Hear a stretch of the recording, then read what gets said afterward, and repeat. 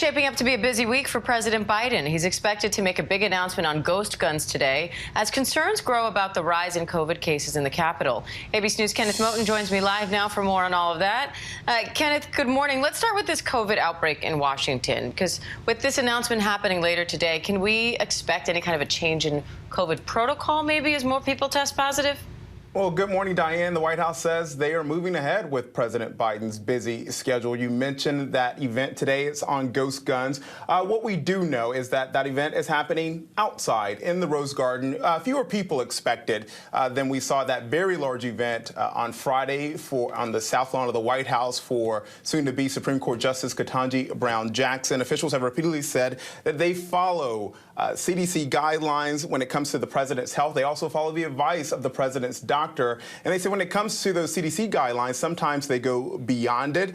They do tell us that despite the increasing number of new cases in Biden's inner circle, the White House, they do not plan at this point to step up any type of protocols when it comes to the president's testing. They say he is tested regularly.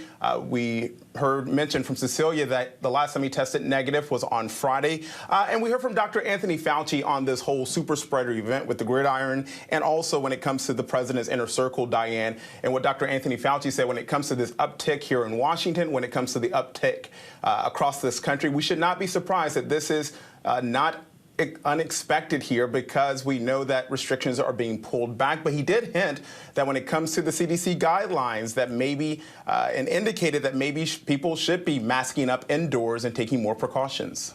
And Kenneth, as we mentioned, the president will announce some new action targeting ghost guns. What are you expecting from his speech, and what kind of action is he expected to take?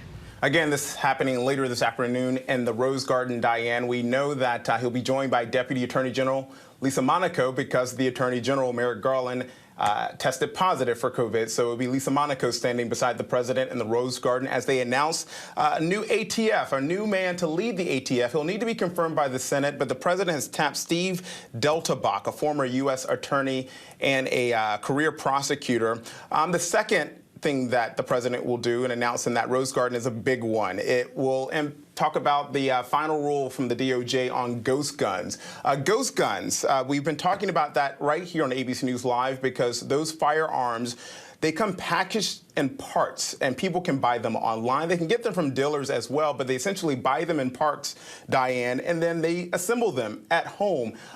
They have been a big problem when it comes to those illegal guns on the streets. They've been a big problem for major cities like New York City that has seen an increase in the number of ghost guns on their streets, and really part of a big part of the crime wave that they have seen there in that major city here in America. This new rule essentially expands the definition of a firearm to cover these buy, build, shoot kits that people can, again, buy online and from a dealer as well. They will need serial numbers. They will also require people who buy them to have background checks. And so we understand that the president will get a little bit more in detail about that at that event later today. And Kenneth, this week, the president's also expected to make trips to Iowa and North Carolina, trying to promote his Building a Better America tour. What specifically will be on his agenda, and what's the message he's trying to get out there? Well, in Iowa, Diane, the White House says that the president will discuss his administration's actions to lower costs from working families. We know there has been working families have been crushed by those inflation costs across the country, and Americans continue to deal with that inflation. The president calls it Putin's price hike because of Russia's invasion into Ukraine and the fact that the world is dealing with price hikes from that war. You mentioned Build Back Better. The president will talk about the investments the law will bring to rural communities, jobs, roads, bridges, infrastructure improvement. In Greensboro, North Carolina, that's where the president is expected to wrap up the week and talk about efforts that his administration is going through to actually get products made in America and fixing those supply chain issues here in this country, Diane. All right, Kenneth Moton, great to have you as always. Thank you. Thank you. Hi, everyone. George Stephanopoulos here. Thanks for checking out the ABC News YouTube channel. If you'd like to get more videos, show highlights, and watch live event coverage, click on the right over here to subscribe to our channel. And don't forget to download the ABC News app for breaking news alerts. Thanks for watching.